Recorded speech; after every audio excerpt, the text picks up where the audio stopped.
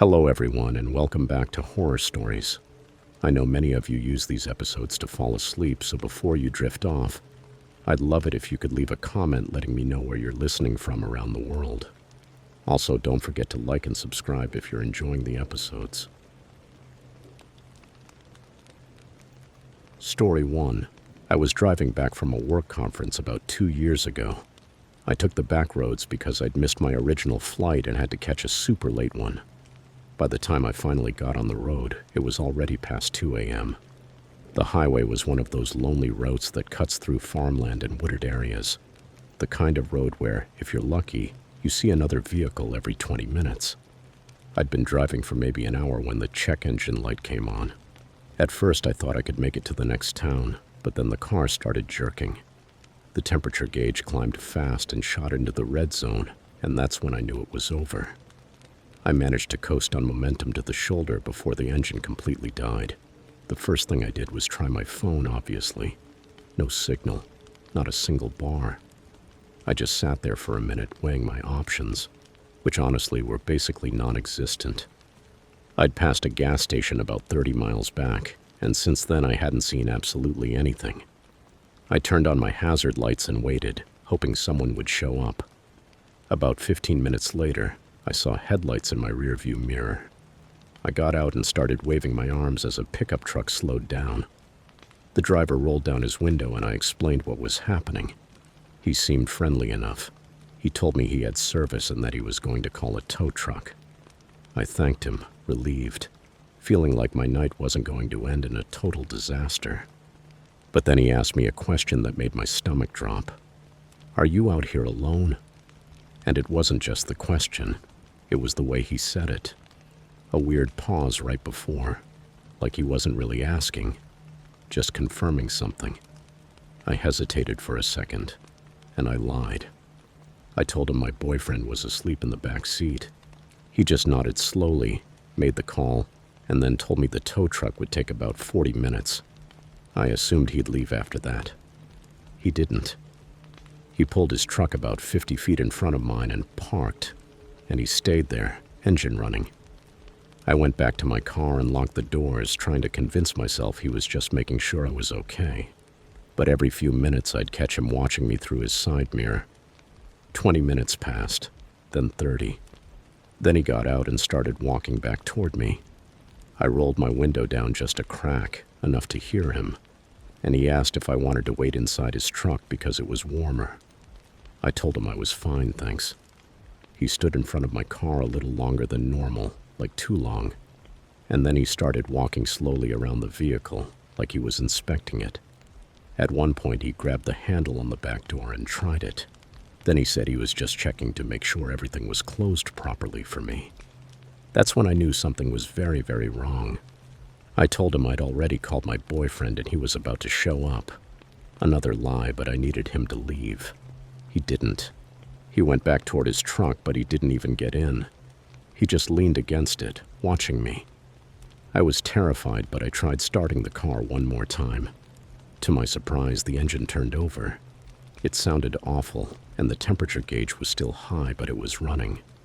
I didn't think twice. I shifted into drive and got out of there, checking my rearview mirror every second.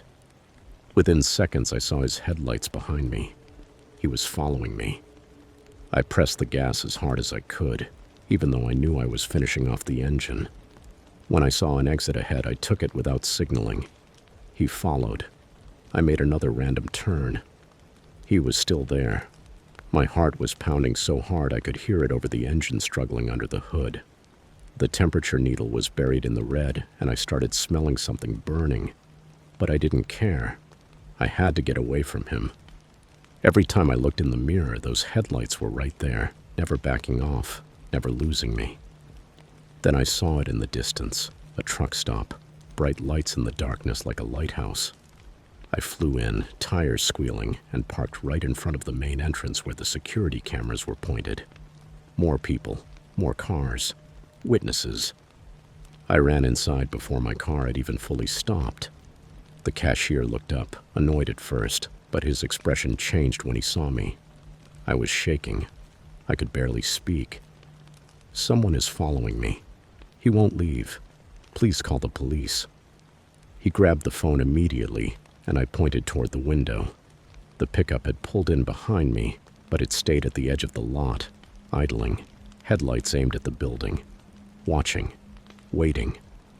The cashier stayed on the line with the dispatch, describing the vehicle and reading off the license plate number. I stood there frozen, staring into those lights, convinced that at any second he was going to come inside for me. But he didn't. He just waited. For 10 minutes, we stayed locked in that awful standoff. Him sitting in his truck, me under the fluorescent lights of the gas station, trying to believe I was safe. Then red and blue lights appeared on the highway, and suddenly he threw it into reverse. Tires squealed as he tore out of the lot. The police tried to follow him, but they lost him on the back roads. The officer who took my statement was older and had that tired look, like someone who's seen this before. He asked me very specific questions about the truck, the man, everything that happened. And then he told me something that made my blood run cold. In that area, there had been 3 attempted kidnappings over the past year. Women traveling alone, stranded by mechanical failures, or pulled over at rest stops. Same pattern every time. Offer help, wait until they're vulnerable, and then attack. They never caught him. The officer explained that the guy was smart, that he knew the area, that he knew which roads had cameras and which didn't. He told me I'd done everything right, lying about not being alone, staying in the car, not letting him get close, and finding a public place. He said most people don't think clearly enough in situations like that to protect themselves.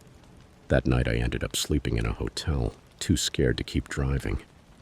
The next day I had the car towed to a mechanic, who confirmed what I already suspected. I'd completely destroyed the engine by pushing it so hard while it was overheating.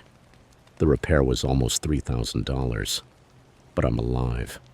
And ever since then, anytime I drive at night, I make sure my car is in perfect shape. I keep my phone charged, my tank full, and I never ever stop on a dark road unless it's absolutely necessary, because I learned something that night. That feeling that something is wrong when every instinct is screaming at you to get away. That isn't paranoia. It's your brain recognizing danger before you consciously understand it.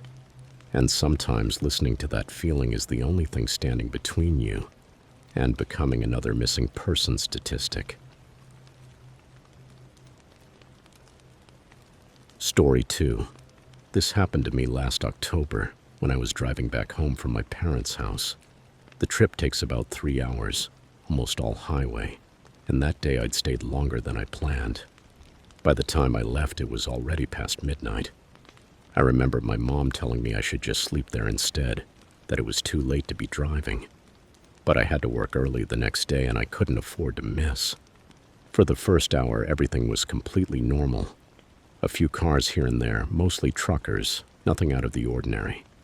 The radio was on with some talk show I wasn't really listening to. I was in that automatic state you slip into on long drives, where your body is driving and your mind is somewhere else. It was about halfway through the trip when I noticed the headlights behind me.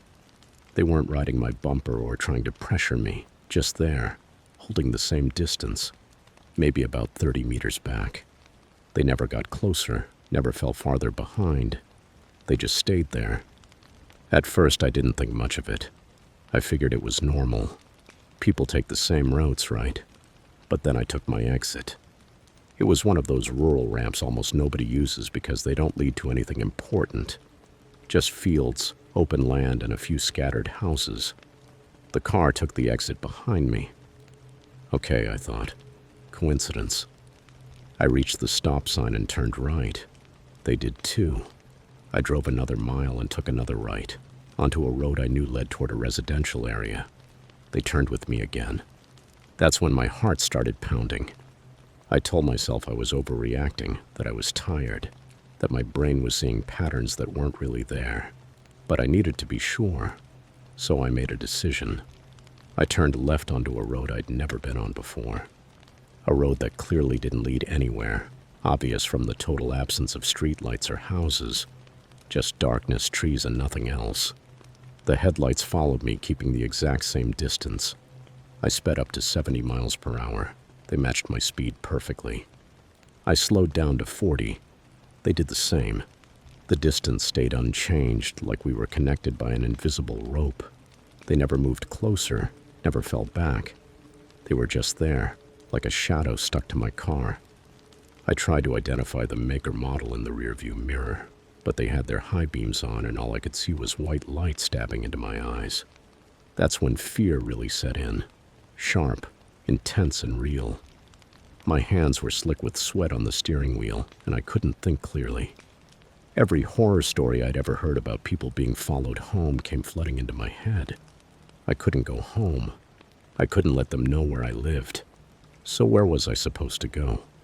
Then I suddenly remembered there was a 24-hour gas station about 15 kilometers ahead, right off the highway.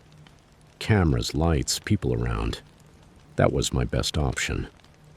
I merged back onto the highway, forcing myself to keep a normal speed. I didn't want to do anything that might provoke whoever was behind me. I counted the exits one by one, never taking my eyes off those headlights in the mirror.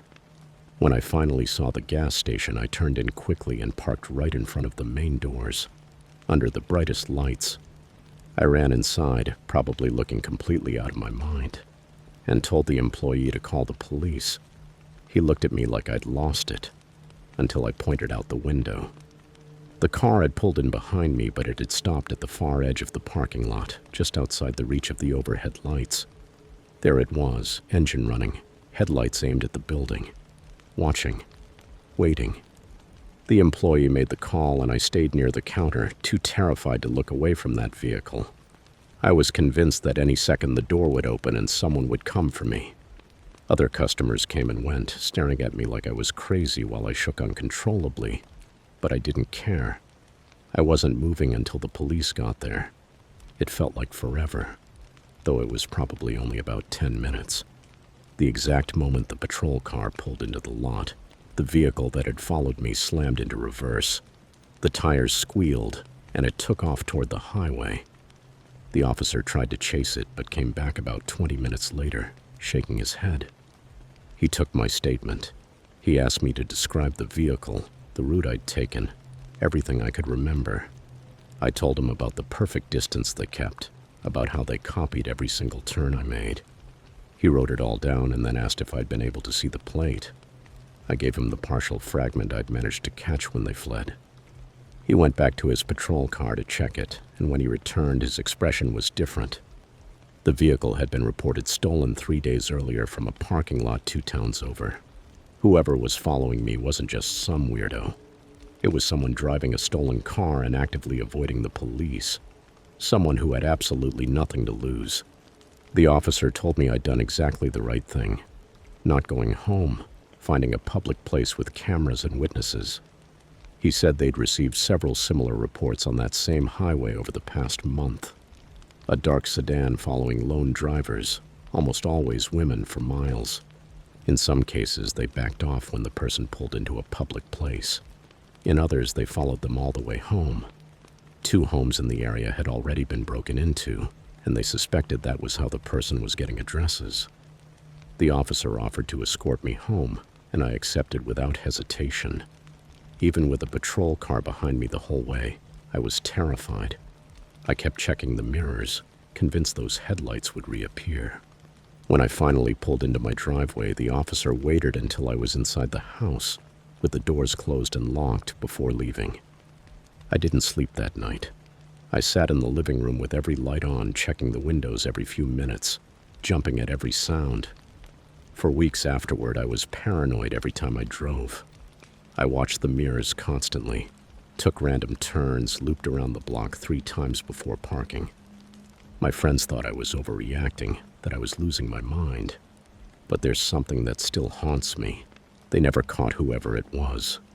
The stolen car turned up abandoned a week later in a supermarket parking lot, completely clean. No fingerprints, no DNA, nothing. And the reports of people being followed, they just stopped after I went to the police. They ended completely, like whoever it was decided to hide or move to another area. Sometimes I wonder if I'm the one who got away. If pulling into that gas station instead of trying to outrun them or going home was what saved my life. The truth is, I'll never know what would have happened if I hadn't trusted that feeling that something was wrong, and I'm okay not knowing. Now when I drive at night, I'm hyper alert to every vehicle behind me. If the same car stays there through several exits, I change my route immediately. I keep the doors locked, my phone charged and ready to dial 911. And I never ever ignore that feeling when something doesn't seem right, because sometimes that feeling is the only warning you're going to get. Story 3.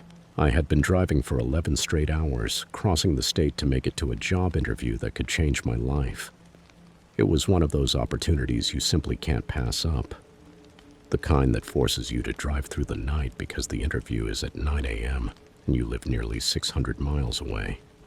I left right after work, thinking I could drive overnight, sleep a couple of hours at a rest stop, and then show up looking halfway decent. By 4 a.m., I was completely exhausted.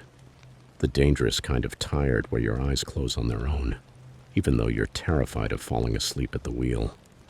I'd already drifted onto the rumble strips twice, jerking awake to that horrible vibrating grinding sound. I knew I needed to rest, even briefly, or I was going to end up wrapped around a tree. I pulled into a rest area. It was one of those bare-bones places, almost empty, with just bathrooms and a parking lot. No food, no services, just a place to stop and stretch your legs. There were maybe 3 other vehicles, all parked near the restroom building. I wanted silence, some peace, away from bright headlights and the constant noise of big trucks idling. So I parked at the far end of the lot, away from everyone else. I locked the doors, reclined the seat, and set an alarm on my phone for 30 minutes. Just half an hour. Enough to close my eyes and recharge a little. I don't know how long I'd been asleep when the knocking started. At first I thought it was part of a dream. Then it came again, louder. Knock, knock, knock against the glass. I jolted awake, completely disoriented, my heart racing before I even understood what was happening. There was a man standing right beside the driver's window, leaning in, his face level with mine. He gestured for me to roll the window down. My first instinct was panic, but at a glance he didn't look unusual. He was middle-aged, wearing a jacket and jeans, with a friendly smile on his face. Nothing that seemed immediately threatening. I rolled the window down just a little, maybe 2 inches. Enough to hear him, but not enough for him to reach inside. "Hey, sorry to wake you," he said, "but my car won't start. Do you have jumper cables?" His tone was relaxed, almost embarrassed. He sounded like a regular guy with car trouble asking for help. But something didn't sit right. I looked over his shoulder toward his car, which was parked right next to mine. That was the first thing that unsettled me. The rest of the parking lot was empty, dozens of open spaces, and yet he'd chosen to park directly beside me, in the dark corner I'd picked specifically because it was isolated. "Sorry, I don't have any," I said, telling the truth. He nodded, but he didn't leave. Instead, he leaned a little closer to my window. "That's okay. Could you give me a ride to the gas station?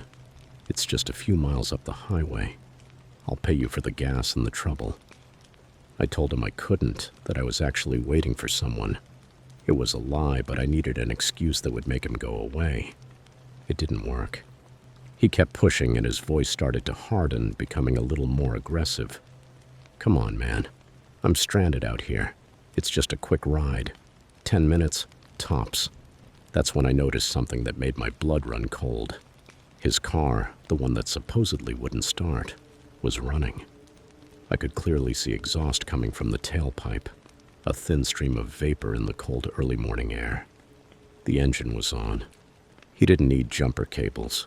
He didn't need a ride anywhere. This was something else. "Your car is running," I said. The instant those words left my mouth, his expression changed completely. The friendly smile vanished, replaced by something cold, hard, and calculating. "Roll the window down," he said. It wasn't a request anymore. It was an order. He grabbed the door handle and yanked it hard. Locked. Thank God I'd secured it. I started the engine and he stepped back, but only for a second. Instead of backing away, he ran to his car. For a moment I thought he was giving up, that he was going to leave me alone. But then he threw it into reverse and positioned his vehicle so it completely blocked my only way out. He had boxed me in on purpose.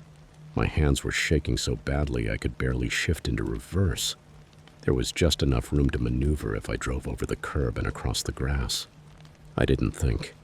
I just acted. I backed up hard, cranked the wheel, and jumped the curb. The underside of the car scraped against the concrete, and I heard something drag, but I didn't care. I managed to swing around him and hit the access road. The tires spun on the wet grass before finally catching the pavement. I thought I was safe. I thought it was over. But when I checked the rearview mirror, he was right behind me. He wasn't just following me. He was chasing me. He was so close to my bumper that I couldn't see his headlights, just the dark outline of his hood inches from my car. His high beams were on, flooding my mirrors with blinding white light. I merged onto the highway and pushed the car to its limit. 95 miles per hour, weaving past the few vehicles on the road. My exit was still 20 miles away, but I couldn't think about that. All I could do was focus on keeping control and watching the mirror, where he copied every move I made. He followed me for what felt like forever, though it was probably only minutes. Then I saw a sign for a town 2 miles ahead and made a split-second decision. I took the exit way too fast. Tires screamed as I hit the curve and headed straight toward the center of town. I was looking for anything: a police station, a hospital, anywhere with lights, people, and help. I spotted the police station on the main street, recognized by the patrol cars parked out front. I pulled into the lot and laid on the horn, making as much noise as possible. The exact second I entered that parking lot, he vanished. He slammed on the brakes, threw the car into reverse, and sped back onto the street, disappearing into the darkness like he'd never been there. 2 officers came running out, hands near their weapons, clearly expecting a serious emergency. I got out of the car, still shaking, and told them everything. They took my statement, asked detailed questions about his appearance, the car he was driving, every detail I could remember. Then they sent an officer to check the rest area. He returned an hour later while I was still sitting at the station, too shaken to even think about sleeping. The security camera footage showed exactly what had happened. The man had been parked there for over 3 hours, waiting inside his car at the edge of the lot. I had been the 3rd solo traveler to arrive during that time. The first 2 had parked near other vehicles and under the lights, and he'd left them alone. But I had parked by myself, far from everyone else, vulnerable. I had made myself an easy target.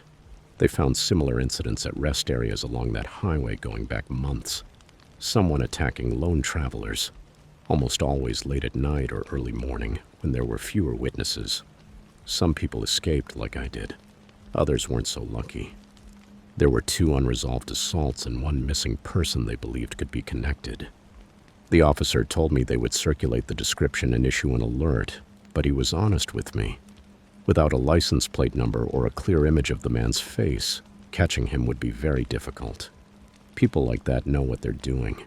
They know how to avoid cameras, how to choose victims, how to disappear. I never made it to that interview. By the time I left the police station, I'd missed it completely. I called and explained what happened, and they rescheduled it for the following week. I actually got the job, and it was worth it. But I had to drive that same route again to get there, and I've never been so afraid behind the wheel in my life.